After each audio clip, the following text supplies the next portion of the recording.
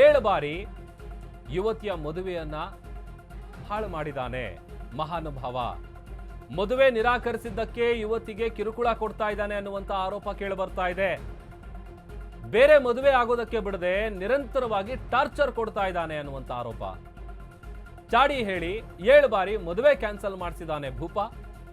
ಹಿಂದೂ ಮುಖಂಡನ ವಿರುದ್ಧ ನೊಂದ ಯುವತಿ ಇದೀಗ ಕಂಪ್ಲೇಂಟ್ ಕೊಟ್ಟಿದ್ದಾರೆ. ಚಿಕ್ಕಬಳ್ಳಿ ಬಾಲಕೃಷ್ಣ ಅಲಿಯಾಸ್ ಬಾಲು ವಿರುದ್ಧ ಎಫ್ಐಆರ್ ದಾಖಲಾಗಿದೆ. ಬಾಲು ವಿರುದ್ಧ ಮಂಡ್ಯದ ಕೆರೆಗೋಡು ಠಾಣೆಯಲ್ಲಿ ಪ್ರಕರಣ ದಾಖಲಾಗಿದೆ. ತನ್ನನ್ನೇ ಮದುವೆಯಾಗು ಅಂತ ಕಿರುಕುಳ ಕೊಡ್ತಾ ಇದ್ದಾನೆ ಈ ಬಾಲು. ಒಂದಲ್ಲ ಎರಡಲ್ಲ 7 ಬಾರಿ ಇಲ್ಲ ಸಲ್ಲದ ವಿಚಾರಗಳನ್ನ ಹೇಳಿ ಚಾಡಿ ಹೇಳಿ ಆ ಹುಡುಗಿಗೆ ಬೇರೆ ಮದುವೆ ಆಗೋದಕ್ಕೆ ಬಿಡ್ತಾ ಇಲ್ಲ. ನನ್ನೇ ಮದುವೆ ಆಗ್ಬೇಕು ನೀನು.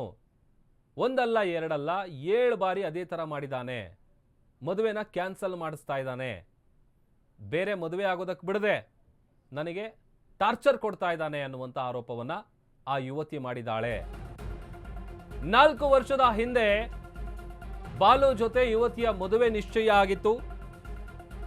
ಆ ವೇಳೆ ಒಟ್ಟಿಗೆ ಫೋಟೋವನ್ನ ಕೂಡ ಇವರಿಬ್ರು ತೆಗೆಸ್ಕೊಂಡಿರ್ತಾರೆ.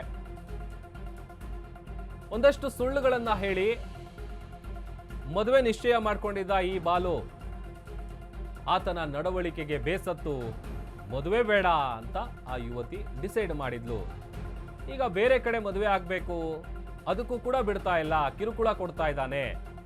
ಹಳೆ ಫೋಟೋಗಳನ್ನ ತೋರಿಸಿ ಚಾಡಿ ಹೇಳ್ತಾ ಇದ್ದಾನೆ. ಆಮೇಲೆ ಮದುವೆ ಸಂದರ್ಭದಲ್ಲಿ ಈ ಥರದ ಫೋಟೋಗಳೆಲ್ಲ ತೋರಿಸಿದ್ರೆ ಯಾರು ಕೂಡ ಮದುವೆ ಆಗೋದಕ್ಕೆ ಮುಂದೆ ಬರೋದಿಲ್ಲ. ಮದುವೆ ಡಿಸೈಡ್ ಆಗಿತ್ತು, ಮದುವೆ ಆಗಬೇಕು, ಮದುವೆ ನಿಶ್ಚಯ ಆಗಿತ್ತು ಅನ್ನುವಂಥ ಕಾರಣಕ್ಕೇನೆ ಫೋಟೋಗಳು ತೆಗೆದುಕೊಂಡಿದ್ರು. ಆ ಫೋಟೋಗಳನ್ನ ಈಗ ತೋರಿಸಿ ಆತ ಬ್ಲಾಕ್ ಮೇಲ್ ಮಾಡ್ತಾ ಇದ್ದಾನೆ.